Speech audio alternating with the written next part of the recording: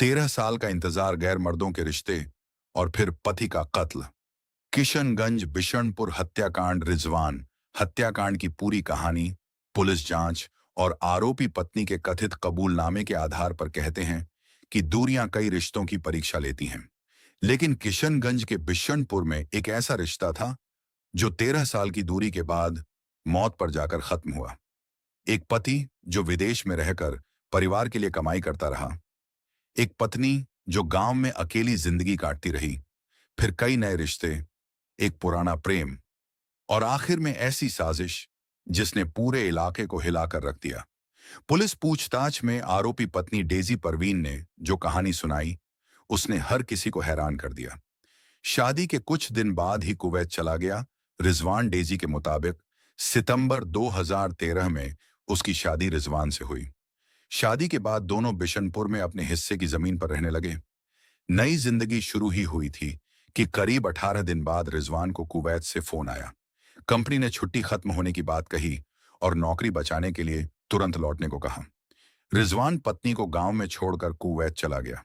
जाते समय उसने भरोसा दिलाया कि पैसे भेजेगा, घर बनाएगा और परिवार की अच्छी जिंदगी देगा। लेकिन इसके बाद पति पत्नी का साथ केवल छुट्टियों तक सीमित रह गया। रिजवान करीब हर 2 साल में कुछ दिनों के लिए घर आता और फिर वापस विदेश चला जाता। इसी दौरान उनके 2 बच्चे हुए, लेकिन साथ रहने का मौका बहुत कम मिला। अकेलापन और फिर जिंदगी का बदलना। डेजी ने पुलिस को बताया कि शुरुआत में वह अकेलेपन और लोक लाज के बीच जिंदगी गुजारती रही। ससुर हालचाल लेने आते थे, लेकिन बाद में उनका आना भी कम हो गया। वह कभी मायके जाती तो कभी बहादुरगंज, लेकिन आखिर में बिशनपुर में ही रहने लगी।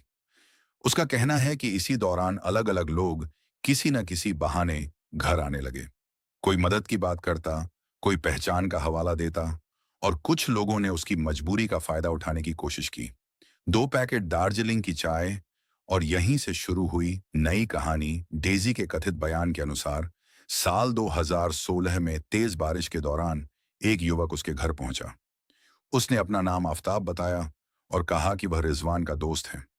कुछ देर बैठने के बाद वह चला गया। करीब 4 दिन बाद आफताब फिर आया। इस बार उसके हाथ में दार्जिलिंग की 2 पैकेट चाय पत्ती थी। उसने मुस्कुराते हुए कहा, भाभी, आपके लिए दार्जिलिंग से चाय पत्ती लाया हूं। डेजी ने उसे रिजवान का दोस्त समझकर चाय बनाई। इसके बाद आफताब का घर आना जाना बढ़ गया, कभी चाय पीने के बहाने, कभी घंटों बैठकर बातें करने के लिए। पुलिस पूछताछ में डेजी ने दावा किया कि इसके बाद उसकी जिंदगी में कई और लोग भी आए। उसने यहां तक कहा कि उसे अब याद भी नहीं कि इन 13 वर्षों में कितने लोग उसकी जिंदगी का हिस्सा बने। 2019 की एक फोन कॉल जिसने सब कुछ बदल दिया। डेजी के अनुसार साल 2019 में उसने कुवैत में रह रहे रिजवान को फोन किया, लेकिन फोन किसी महिला ने उठाया। डेजी का दावा है कि उस महिला ने खुद को रिजवान की पत्नी बताया। यही वह पल था जब उसके मन में यह विश्वास बैठ गया कि रिजवान अब उसकी जिंदगी में लौट कर नहीं आएगा। इसी मानसिक स्थिति में उसने अपने पुराने परिचित अनवर से संपर्क किया। पुराना प्यार फिर लौट आया। डेजी ने पुलिस को बताया कि अनवर उसका बचपन का परिचित था। वह पहले से उसे पसंद करती थी और कभी उसी से शादी करना चाहती थी, लेकिन परिवार ने उसकी शादी रिजवान से करा दी थी। फोन कॉल के बाद अनवर फिर उसकी जिंदगी में आया। दोनों लगातार बात करने लगे। रिश्ता धीरे धीरे इतना गहरा हो गया कि अनवर उसके सुख दुख का साथी बन गया। डेजी के मुताबिक वह उसके दोनों बच्चों को अपनाने तक की बातें करता था।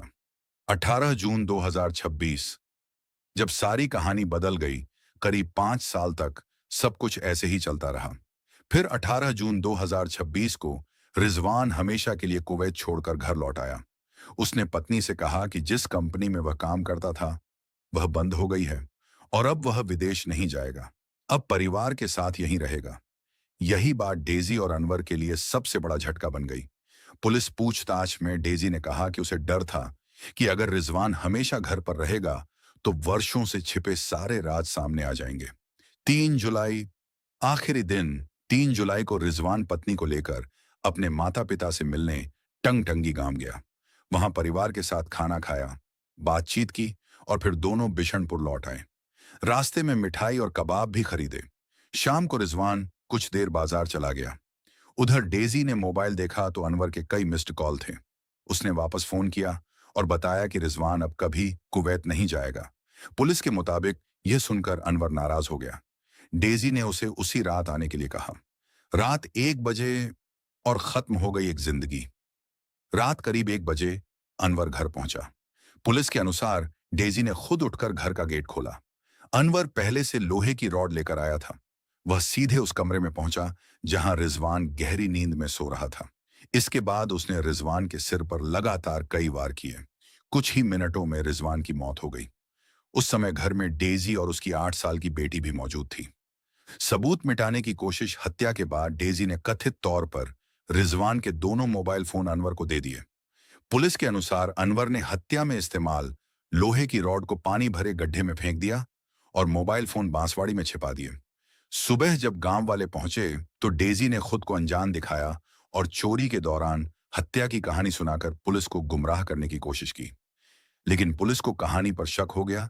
एसडीपीओ खुसरू सिराज के मुताबिक घटनास्थल की परिस्थितियां, वैज्ञानिक जांच और पूछताछ के दौरान डेजी के बार बार बदलते बयान पुलिस के शक को बढ़ाते गए। सख्ती से पूछताछ करने पर डेजी ने कथित तौर पर पूरी साजिश का खुलासा कर दिया। इसके बाद पुलिस ने अनवर को गिरफ्तार किया। उसकी निशानदेही पर हत्या में इस्तेमाल लोहे की रॉड और रिजवान के दोनों मोबाइल फोन भी बरामद कर लिए गए। अब आगे क्या? पुलिस का कहना है कि शुरुआती जांच में यह हत्या पूरी योजना के तहत की गई प्रतीत होती है। हालांकि मामले की जांच अभी जारी है और अंतिम निर्णय अदालत में उपलब्ध साक्ष्यों के आधार पर होगा। लेकिन एक सवाल अब भी बाकी है। क्या अगर 13 साल की दूरी न होती तो यह रिश्ता इस अंजाम तक पहुंचता, या फिर यह कहानी शुरुआत से ही किसी और मोड़ पर लिखी जा चुकी थी? इन सवालों का जवाब अदालत की प्रक्रिया और जांच पूरी होने के बाद ही साफ हो पाएगा।